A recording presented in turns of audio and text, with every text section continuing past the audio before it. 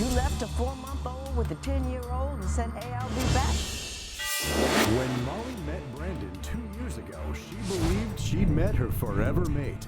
The two shared a love for music, movies, and romantic midnight strolls. They moved in together, welcomed a baby girl, and decided it was time to tie the knot. And that's when their relationship began to unravel. Trust? Are you kidding me? Trust you for what? You blow your money, you lie about where you're going. Tell me why I should trust you. I just wanted to give this to you. I just want you to wear it, and when we go back home and try this one more time. You all right? You don't think he's cheating, do you? Does this relationship stand a chance? You're the one who put the tracking device on me. The only thing that we have a problem with is me going out. Today, on Divorce Court Before Your Vows. Come to order. Court is now in session. The Honorable Judge Lynn Toller presiding. Good day, ladies and gentlemen. I'm here today with Molly Block and Brandon Hickman. The two of you got engaged 4 months ago. You are, however, a little concerned about the wisdom of your union. You have given me your marriage license with permission to tear it up if I think your union is ill-advised, or I'll give it back to you with some advice if I think it's the way to go. But before we get to that, I'm going to start with you, Ms. Block. Why is he the guy for you, but you're not quite sure you're ready to do it? Well, first off, I love Brandon. We've been together for almost 2 years, and when things are great, we are perfect for each other. We have fun, you know. My kids love him. His daughter loves him. He's a fun person to be around. He's the life of the party. All my friends love him. He's the life of the party, but unfortunately, his party lifestyle is why we're here. Mm-hmm. Well, give me an example of the level of his partying. Well, first off, he won't tell me that he's going to go out for the night. Mm-hmm. He'll just disappear. And when he goes, you know, most people go and party and, you know, maybe spend at most a couple $100 when they go out and party, and that's having a really good time. And come home probably 3:30 at the most in the morning, you know. And with Brandon, he doesn't come home until 7 a.m., 8 a.m., sometimes 10 a.m., and it's more than $200 that he spends. Well, how much does he spend? Well, there's been times where he spent at least his whole check, where it's been like $600. In one night? In one night. Mr. Hickman, do you do that? You go out to 7 in the morning? Yeah. You spend your entire paycheck? Yes, I do. Okay. Is that a regular occurrence? No, it's not a regular occurrence. I've been doing it, like my prior relationship was in 7 years. I did it straight for 7 years, every day. You know. It's not getting old yet? Yeah, well, I slow down a lot. I go out maybe like once every week and a half, and I go out and still spend the same amount of money, but I'll be out with my friends that I grew up with, you know, and, you know, I have an alter ego. You know, my name's Fresh. You know what I mean? That's who, when I go out, I'm turned into Fresh. You know what I mean? That's my alter ego. But when I go home, when I come home, I can't be, I'm like more like standoffish. Like we have, you know, there's kids and I can't be that same person. But when I go out with my friends, you fresh. I'm fresh. But I'm fresh. You go home, you gotta be a little stale. Yeah, I gotta be stagnant. Let me ask you this. You say, Mr. Hickman, that that's your lifestyle and that you've been living it for quite a period of time, and you believe that Ms. Block's disapproval of it stifles you. Well, yeah, I have, like, you know, I got a tracker on my phone for, you know, that's my fault throughout the trust and stuff like that. And, you know, when I get a text and don't answer or a call, or don't call back or answer or calls back, you know, I do it because I don't want an altercation. You know, it kills my vibe when I'm out, you know what I mean? And all my friends, you know what I mean? So you know it's gonna be an argument, so you don't answer the phone, defer the argument till you get home. Look, Your Honor, I even lied to the point saying I'm going somewhere, like to go play basketball, and that's not where I'm going. I probably got clothes in the trunk, ready to go party with my friends. Why don't you take her? I don't know where to take her. I don't seem like I could be the same person with my friends as I am with her. Okay. You all right? You don't think he's cheating, do you?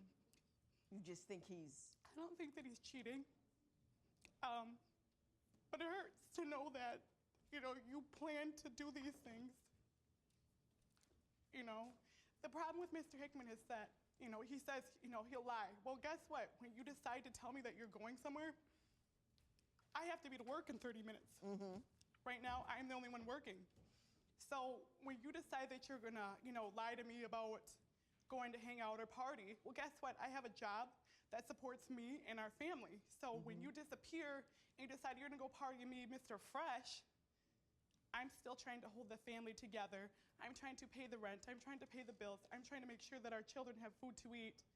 And it's, You have a child, do you not? we do. Okay. My understanding is you can't really trust Mr. Hickman with that child.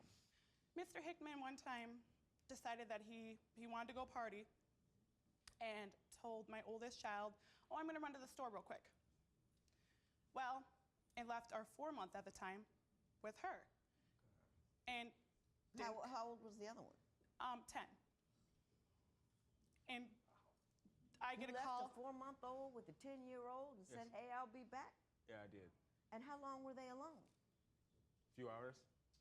Until I came home from work because my oldest daughter called me and said, Mom, Brandon's not home. I'm downstairs at the neighbors, which thank God I have my neighbors and they're so helpful. I had to leave work, but mind you, I don't want my job to know how bad it is, so I lie. Oh, something happened. I'm trying not to say Somebody got hurt or something. right. Yeah. I have to go right away. I mean, weren't you concerned at all that somebody would get hurt? Yes, That the 4-month-old would start choking, 10-year-old doesn't know what to do? That didn't cross his mind. But that's not as important as you getting your fresh on? It is. I mean, it is more important. Like I say, I've slowed down a lot. I don't do the same stuff I used to do. It used to be an everyday thing. It's like once a weekend. You know what I mean? When Divorce Court Before Your Vows continues, Brandon giveth and Brandon taketh away. Woke up, key's gone, ring is gone. What did he do with my ring? He pawned it. Are you considering getting married but aren't quite sure your intended is the right one for you?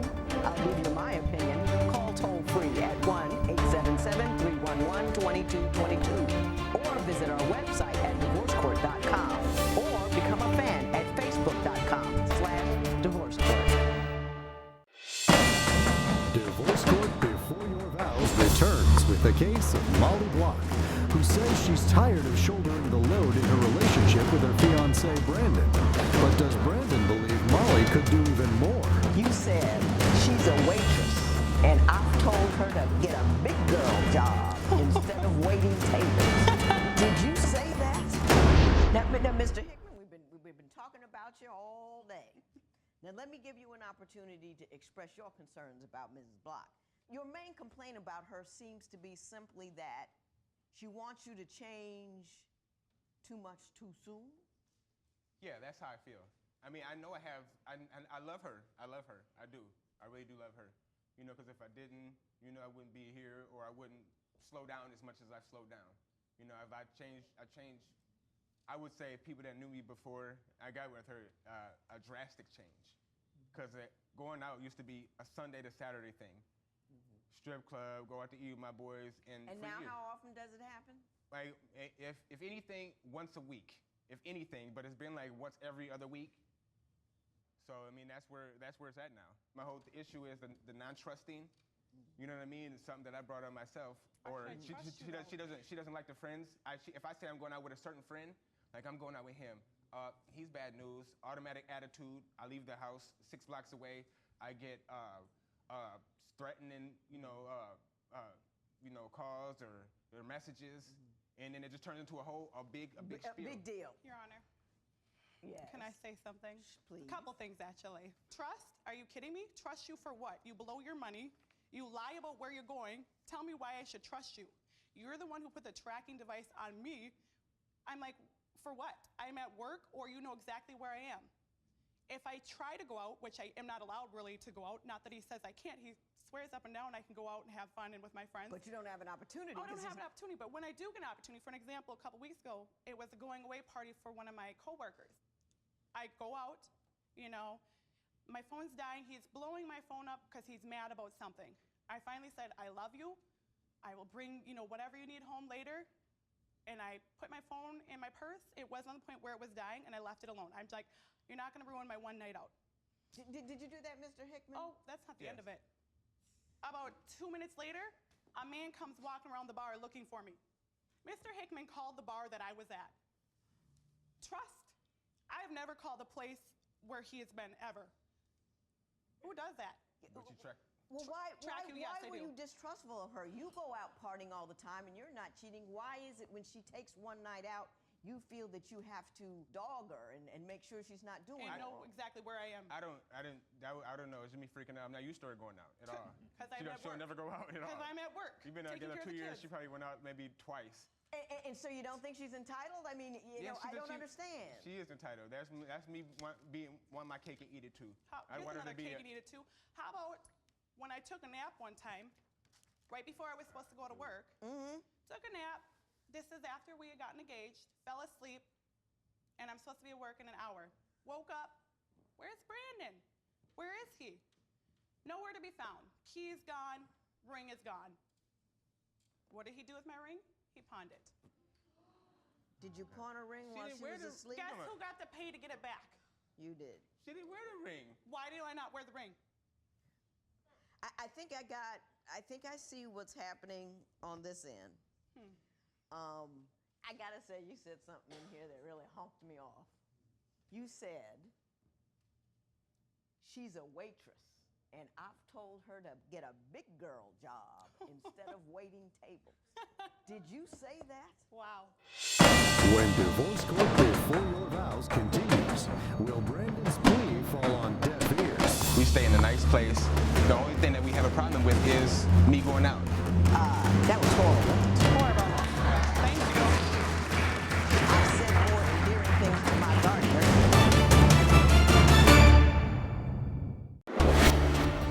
Do you believe Brandon will ever stop partying? Call 1-800-282-1991 to vote now and see if America agrees with your opinion. You'll also receive some valuable offers. Call 1-800-282-1991 now.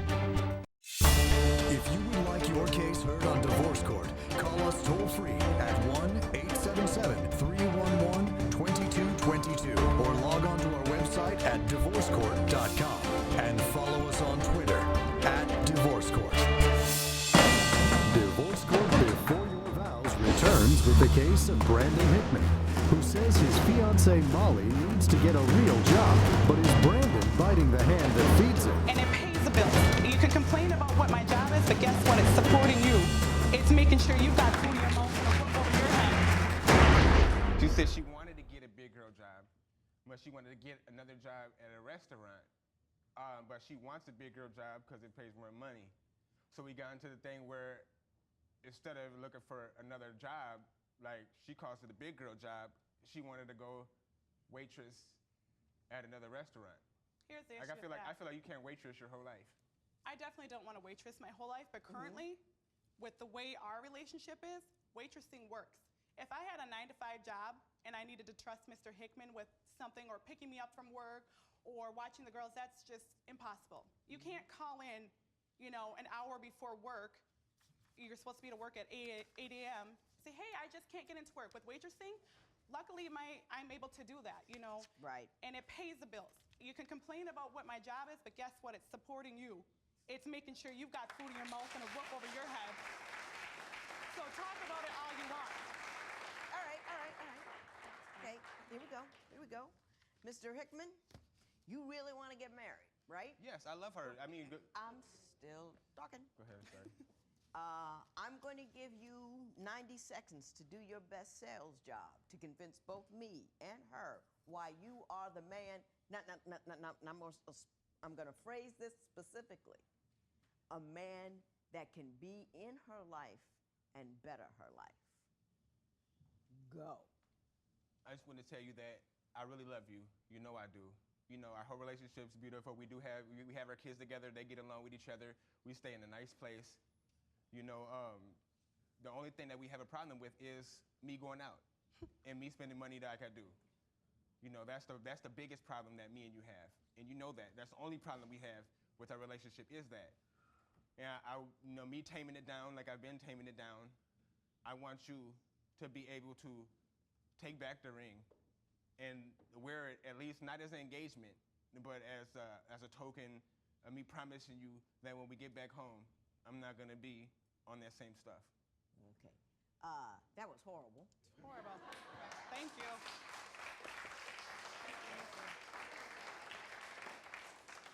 I've I've said more endearing things to my gardener. I didn't hear precious, love, sweet, care, beautiful, But that's why I love her. need She's you. all those things. You But love me that's because I what, take that care of was you. your assignment, Mr. Hickman.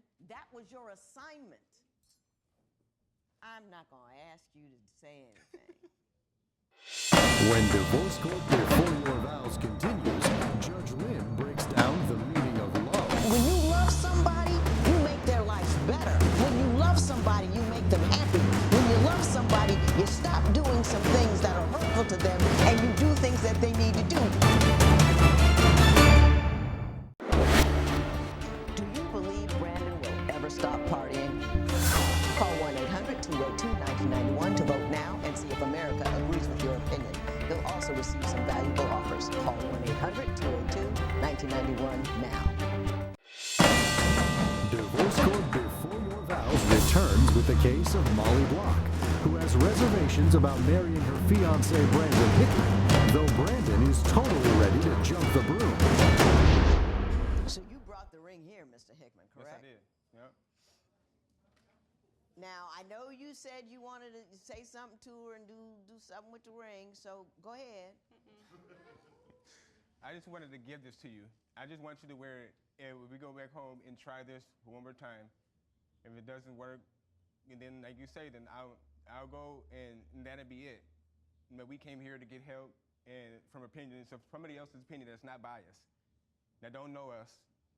And sure, there's been constructive criticism, and I just, you know, I love you. I do love you deeply. You've been there for me. You're great with my kids. You know, we're a good family. If my partying and selfishness and stupidity doesn't get in the way. Why do I have to give it one more time, though? How many times you've said this to me? To be completely honest Mrs. with Block, you? can I say this to you? Yes. And I'm going to say it in front of him. Please. He's begging you, all he does is talk about himself when he begs for you. He doesn't say, I love you when I want to care for you and that and that you're my heart. I and tell her that every day. No, but this is a proposal. A proposal, you start to come out banging. But I think he is so selfish that he is unable to do that. And he thinks about all the things that you do for him. He wants you to be with him because your kids get along and the house is nice and you know you're going to keep the ship stable and steady while he's rocking and partying. And I don't really believe his love for you is based upon care. And he says he loves you, and I think he probably does. You're a very lovable person, but he doesn't express it in a way that's meaningful. When you love somebody, you make their life better. When you love somebody, you make them secure. When you love somebody, you make them happy. When you love somebody, you stop doing some things that are hurtful to them and you do things that they need to do. If he was 19, I would have said, you got him too young. He wasn't ready. But he's 31. He's become so self-involved, so inwardly, constantly focused that he can never see what you need or want. And if he can't see it, he most certainly can't give it to you. Let me tell you what I would do.